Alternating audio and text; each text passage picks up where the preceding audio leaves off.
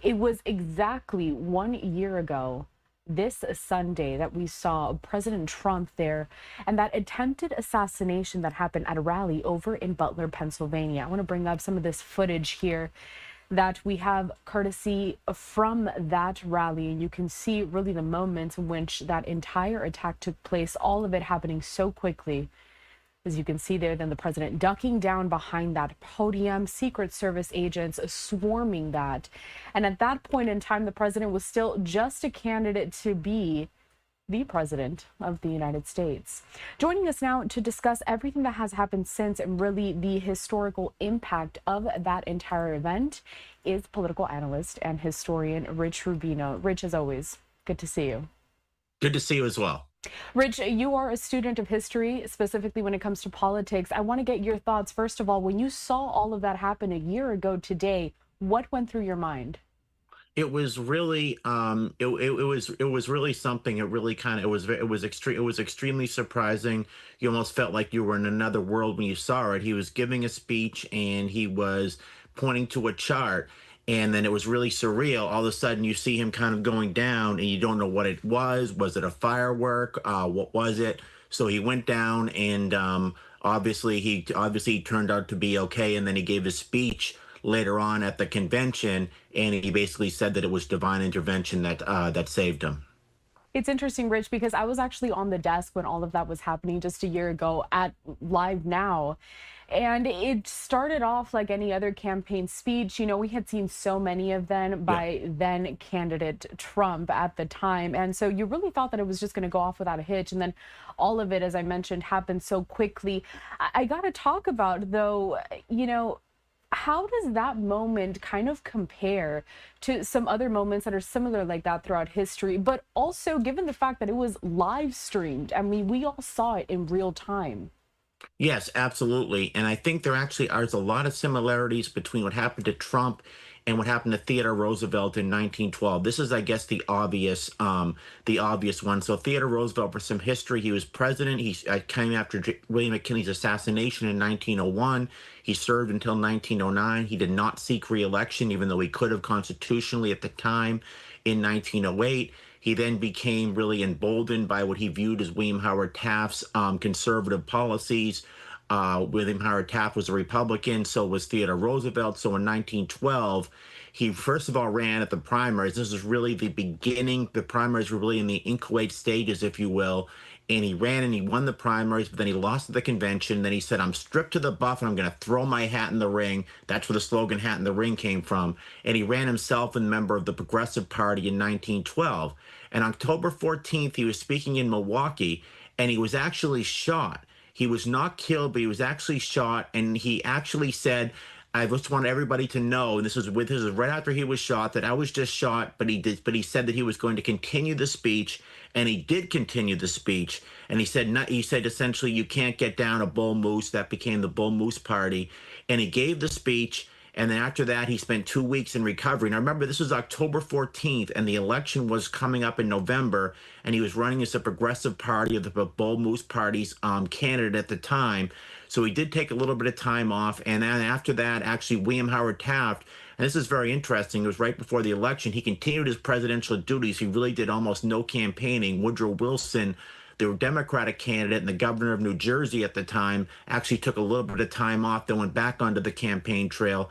And then this was the same time. This was October of 1912. On October 30th, the incumbent vice president under William Howard Taft, James Sherman, died. So you had a scenario where on October 14th, Theodore Roosevelt was shot, and then a couple of weeks later, the incumbent vice president died.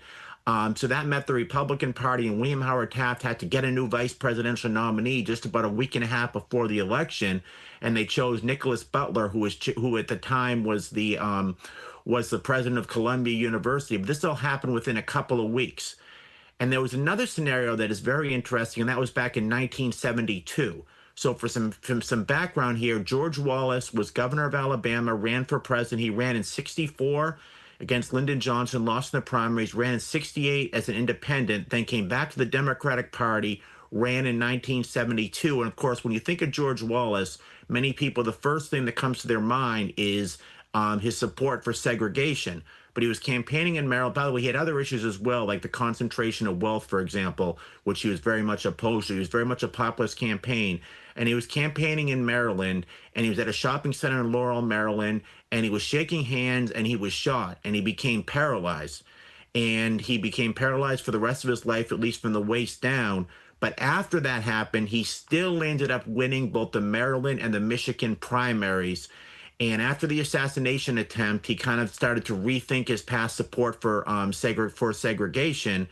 And later in life, he actually went back to Alabama when he was running for governor, and he went into an African American church and basically said that he had sinned, and he apologized for his past support for segregation. And in his last campaign for governor of Alabama in 1982, he won about 91%. That's right, 91% of the African American vote. So those were two examples, I think, of assassination attempts where the candidates were running and they both landed up living. I love it, Rich. It's like political history encyclopedia up here. It's so cool and interesting too, because I mean, this is shocking for a lot of people because they saw it happening in real time, but it's something that we have seen before when it comes to American history. I want to go back to President Trump because you did offer some background on how these different candidates, after surviving these assassination attempts, what happened within their political trajectory. Let's talk about President Trump because that happened in July. Butler, Pennsylvania. He was still campaigning hard during that time. It was before the Republican National Convention as well.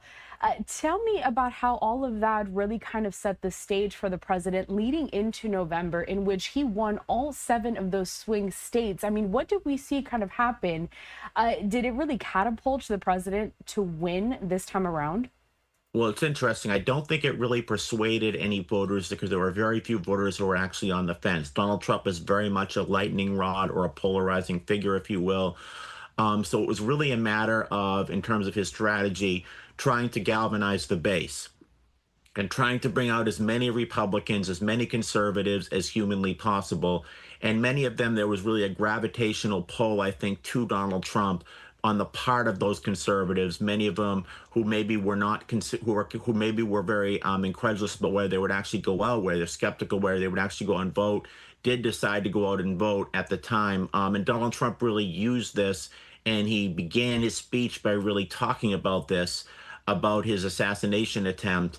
And I think that he probably brought a lot of voters out. Now, obviously, there were a lot of different scenarios between that assassination attempt and the election. There was the fact that Joe Biden had landed up dropping out of the race. There was the fact that Vice President Harris only had about 7 days rather, to campaign. She really began the campaign having to try to galvanize all of her supporters and also trying to persuade those very few persuadable voters to go to her side. She had this, so you had a couple of other scenarios. Then, of course, you had the scenario, you had the one debate between Vice President Harris and Donald Trump. And Vice President Harris, for only spending 107 days in the campaign trail, and because there was a lot, because of what had happened, rather, with to Donald Trump in Butler, Pennsylvania, she only had a very, very short period of time to really begin her campaign. And she landed up, obviously, in the popular vote, it was very close, but in the Electoral College, and you're right, all 7 swing states landed up going the way of Donald Trump, which was really notable because they were all very close. And I think that most people thought that it might go 4-3 one way, 5-2 the other way, but all 7 states went that way. So obviously the victory is very much magnified in the Electoral College, but in the national popular vote, it was really a razor close victory on the part of Donald Trump.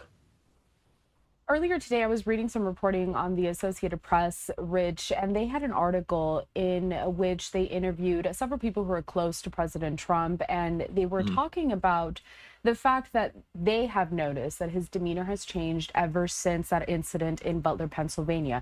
And I'm curious if you have noticed any maybe differences, not just between the president that we see now versus the one we saw in his first term, but some that are possibly specifically tied to that attempted assassination. I mean, it was a near-death experience. You can only imagine it would change somebody. I haven't really seen much change in the rhetoric. I think certainly when you go back, for example, to his inauguration address, he certainly began and he certainly did talk about what happened in Butler. But then he does go off and he does this in some of his other addresses. It is the typical kind of partisan rhetoric, if you will, that he uses. He very much goes after opponents, gives them nicknames, that type of thing. So I haven't really seen it in the rhetoric. What's going on behind the scenes, who knows? I know Lindsey Graham, for example, has said that there's really been a change in him. He said that he hasn't gone to Zen Buddhism, but there really has been kind of a change in the way that he approaches people. But I think that from a public standpoint, he still gives very partisan speeches, and his speeches are very much geared toward galvanizing his base. It's not necessarily geared toward persuading those in the center or bringing those in the center left over to his cause. Rich, I'm also curious to know, I mean, you've been deeply involved in politics and studying this, I want to say for most of your life, because you know so much about it. Any particular moment throughout your life and your time studying this and seeing how politics has evolved, anything that can compare to what you saw happening in Butler, Pennsylvania? And more importantly, where does that incident kind of rank based off of historical moments Yeah. that you have experienced? That's a good question. Obviously, from a historical perspective, the Theodore Roosevelt and the George Wallace example, there's really airy similitudes. I think those are the two that you would certainly point to. In terms of my own life, I think that there are really inflection points in American history. I think that if you go back in history, I think that, for example, in the 1990s, the country was very much going along. It was very much kind of an innocent time, if you will. I think 1997 was kind of the last innocent time. Bill Clinton was very popular. The Republicans, they were working with Bill Clinton at the time to try to balance the budget. They worked on a balanced budget deal in 1997. If you look at the issues that America was debating at the time, and this is true, imagine this today, there was the constitutional permissibility of the line on a veto, whether to try to balance the budget with the numbers from the Congressional Budget Office or the Office of Management and Budget. So those were the things that were going on in 1997. And then in 1998, and this is where I think the partisan divisions really effectuated, galvanized, and really increased. You obviously had the Monica Lewinsky scandal. And at that time, Newt Gingrich, I think, in the Republican Party, who had been working with Bill Clinton trying to balance the budget, kind of took their side and made this a very partisan issue.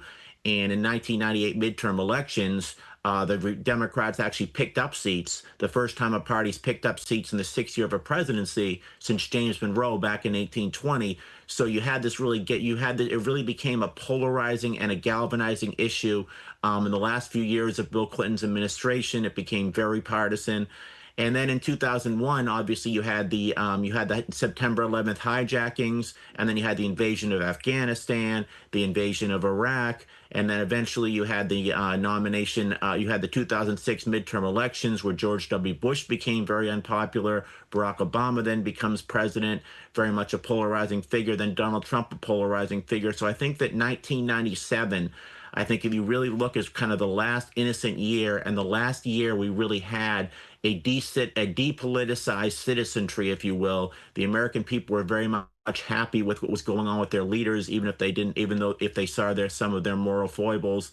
But I think that since then we've been in a very polarizing time, and obviously the fact that our leaders are worrying about being assassinated or worrying about being shot, and what's happened in Minnesota, for example, just shows that we're really at the low water mark, I think, of partisanship and of certainly of ideology. Well, Rich, thank you so much for joining us today. You mentioned so many things there. So much has happened, and even I've been alive for a lot of the situations that you just Yes, posed me here. too.